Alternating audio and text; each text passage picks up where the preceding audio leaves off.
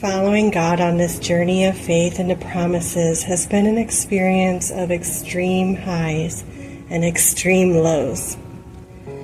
God has also challenged my willingness to obey and trust by asking me to take huge leaps of faith that go against all logic, fear, and doubt. In the beginning, He asked me to jump with my kids to a hotel room in Florida with no car and no way to support myself. That leap of faith was a crossroad that led to encountering His ever-present love and many promises fulfilled. God rescued us and began to teach me how to enter His promises by faith. Before I left, I was desperate for God to save us and keep us from being homeless and on the streets. After reading about Hannah in the book of Samuel, and her vow to God in exchange for God to give her a child, I wrote my own vow to God, and I asked Him to save us from a life of death, poverty, and homelessness and suffering. As I kneeled on the floor with bitter tears rolling down my cheeks, I vowed to God that if He would rescue us and give us a home and to be financially free, that I would give my life as a vessel to Him and that I would pour myself as an offering of total obedience to Him. I wrote out my vow and I dated it, and I tucked it away. After that, Jesus told me to follow Him and to leave all my fears, doubts, and logical complaints behind. He led me to get a hotel room, which is a small bit of money in a state where I had no one to help me and no car. I followed Him and He saved us and took us on this journey into promise. Back in July of 2023, He asked me to take a wild leap of faith again. I only had enough money in my account for one night at a hotel, and He told me to follow Him to another state. I followed Him, and we have been on an extremely daring faith journey ever since in Chicago, which will eventually bring us into our permanent home. So far, the journey has been full of extreme highs and extreme lows. In the last place we stayed, it was a very low, grungy part of town. It was a cheap place to stay, and there were many attacks there. After only 2 weeks of being in that place, my car was stolen. I eventually got my car back, and then 2 weeks later, my Cadillac converter was stolen. It always sounded like they were setting off fireworks outside, but they were gunshots. I had to trust in God's ever-present protection. The worst part for me was the insects. There were giant centipedes that would come out at night, and I would cry because I have dreads about bugs. And I bought 6 cans of Raid in the 6 weeks that we stayed there. It was not all rose petals, but in the midst of all the bad, there was beauty. I came face to face with some of the most needy people in Chicago.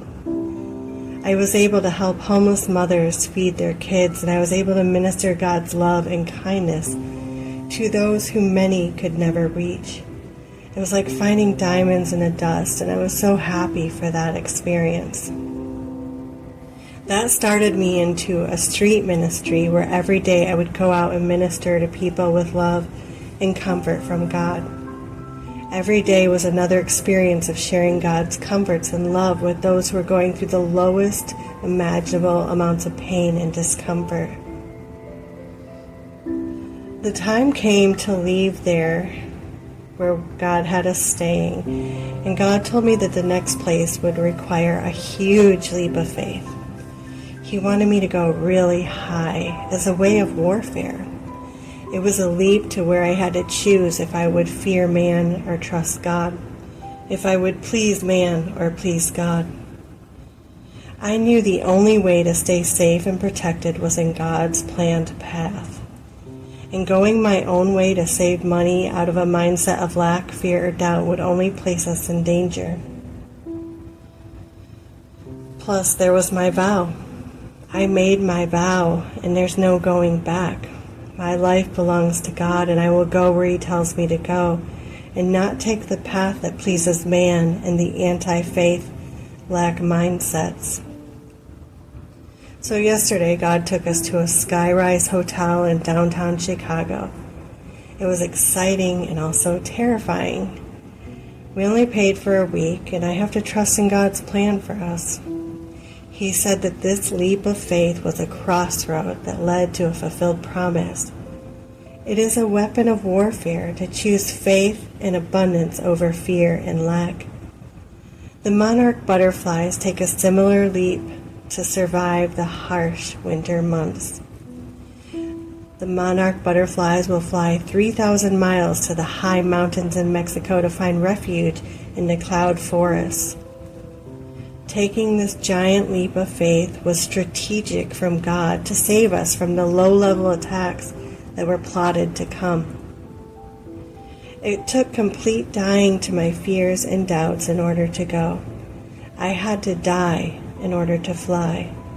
I had to fall into God's arms in total obedience in order to rise. This has been the biggest leap of faith yet, and I hope we will come out of this like the beauty of tangerine butterflies that fly high in the sky. The only reason we have survived so long is by following God's plans, even when it seemed illogical, insane, and impossible to survive.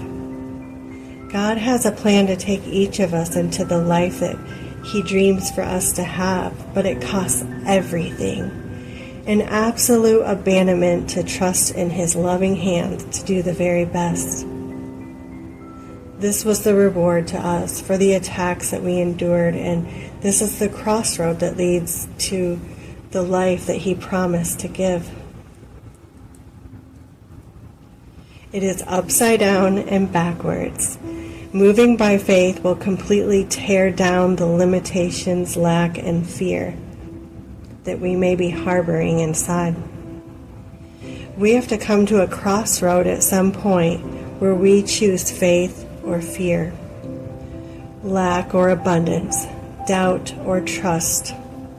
I made my vow, and since God saved our life, we go where He plans for us to go, even if it means upsetting those who are still stuck in the fear-based mentality below.